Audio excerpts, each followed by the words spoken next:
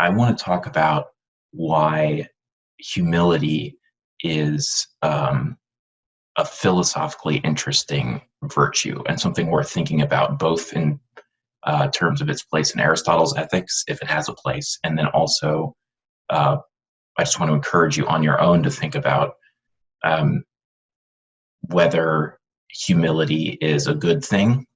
If so, why, and what its place is in the moral life and in the good life. What I want to do is lay out what's kind of a tension at bottom between self-knowledge, which seems to be an important part of the good life, and humility, which we tend to take to be a virtue, and therefore seems to be, if you have a broadly Aristotelian view about eudaimonia, probably humility is a important component of the good life as well. And that tension between knowledge and humility is the basis of this puzzle. I'm going to call it a puzzle about humility. Okay, so to understand what this puzzle is, all you need is a couple of definitions. Here's the first definition. Call it definition A. To be morally excellent is to have all of the virtues and none of the vices. So the morally excellent person, hypothetical or real, perhaps there are some actual ones, maybe they're merely hypothetical, but the morally excellent person is somebody who, if generosity is a virtue, then they're generous. If selfishness is a vice, then they are not selfish, and so on for each and every one of the virtues and vices. Definition B is of what we can call full moral self-knowledge. So we have talked about self-knowledge before in this class when we talked about Socrates, right? Socrates believes that the problem with the many of the people that were considered wise in his day was at bottom that they didn't know themselves. They believed that they knew things that they in fact did not know. And for that reason, they weren't in fact acquainted with who they really are.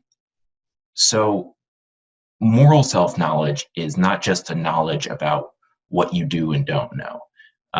It may include that, but moral self-knowledge in particular is knowledge of your own moral character. So somebody who has full moral self-knowledge, let's say, this is the second definition, is somebody who knows which virtues and which vices they have, or if virtues and vices come in degrees, to what degree they have those. Okay, that's what you need to know to get this puzzle. Here's the first premise. So I'm going to set it up as an argument. It'll be valid. We've talked about arguments in this class before. Valid argument is just one such that if the premises are true, then the conclusion is also true of necessity. So as a matter of logic, I'll just go ahead and guarantee you that this argument is valid. And the question is, do you agree with all of the premises? I'm going to try to make each of the premises as plausible as I can, so that when you get to the conclusion, as you'll see, the conclusion itself is obviously false. So what we're going to end up with is a kind of paradox or puzzle that sort of cries out to be resolved. Premise one says humility is a virtue. That's the first premise of the argument. Humility is a virtue.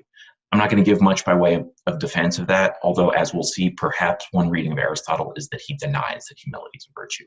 Here is the second premise, which follows from premise one, as well as our first definition. Therefore, the morally excellent person is humble, or has the virtue of humility, because the definition of morally excellent person is just somebody who has all the virtues and none of the vices. The first premise says humility is a virtue, so it follows premise two, therefore, the morally excellent person is humble. Premise three, no one who is humble believes that he or she is morally excellent. So premise three says part of what it is to be humble is to not believe of yourself that you are morally excellent, that you have all the virtues and none of the vices, and you have them all to a perfect degree. That belief is incompatible with humility.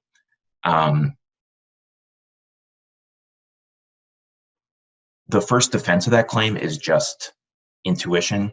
Doesn't it seem to you that somebody who believed of themselves that they were morally excellent, that they were, generous and very brave? I'm very brave, yes, and I'm not a glutton ever, and I'm very temperate as well with respect to pleasures. Like that person, if they truly, sincerely believe that of themselves, they're not humble.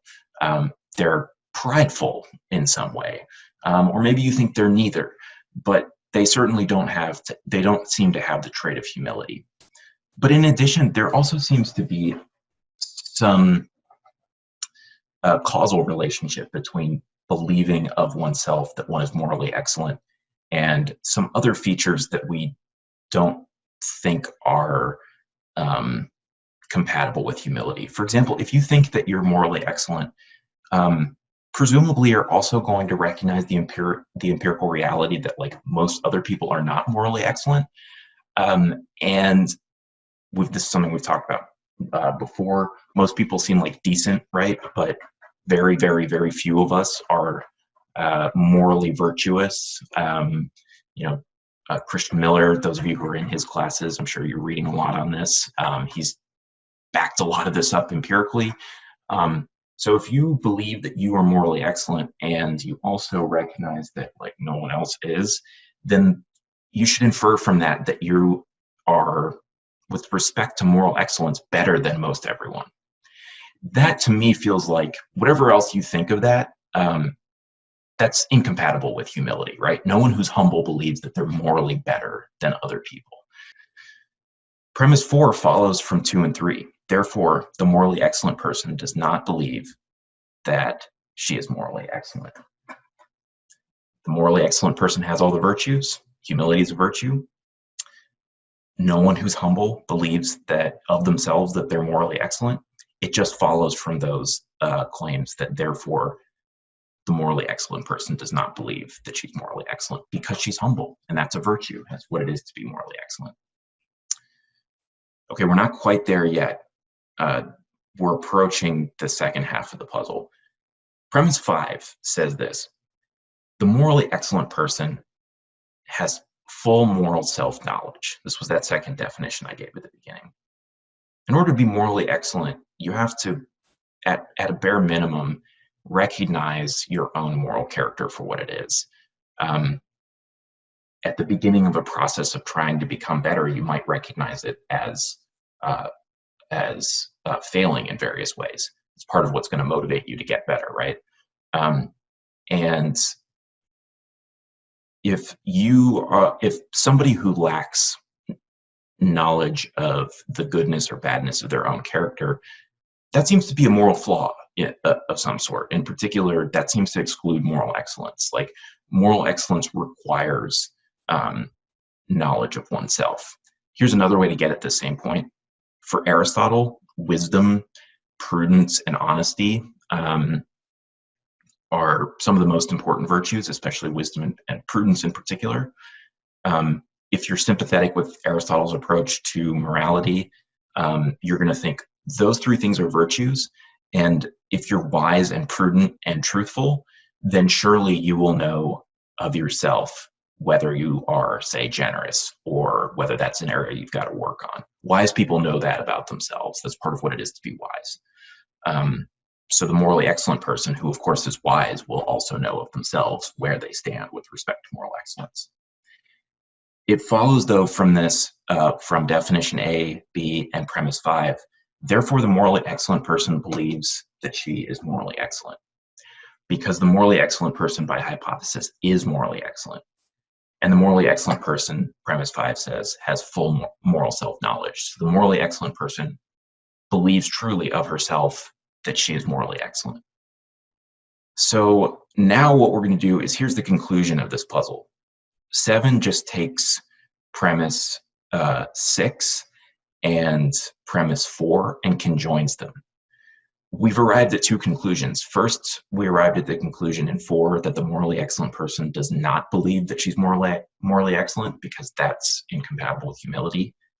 And then we arrived at the conclusion that the morally excellent person does believe that she's morally excellent, because we assume that the morally excellent person has self-knowledge.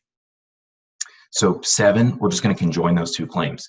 It is both the case that the morally excellent person knows that, believes that she's morally excellent, and it is not the case that the morally excellent person believes that she's excellent.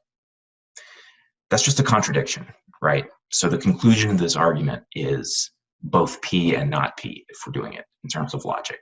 I'm going to go ahead and assume that contradictions can't be true. That's as good of an assumption as we can possibly hope for in philosophy. But the argument's logically valid. And if an argument's logically valid, that means necessarily if the premises are true, then the conclusion's also true. The conclusion's not true, though. So one or more of the premises must be false. And the puzzle is to figure out which of the premises in this argument is the false one. Because hopefully I did my best to motivate each of them. So hopefully to you, each of them as I went felt relatively plausible. But unless you want to embrace contradictions, you're going to have to go back and reject one of these. And I think that depending on which one you reject, this is going to open up interesting ethical and philosophical positions.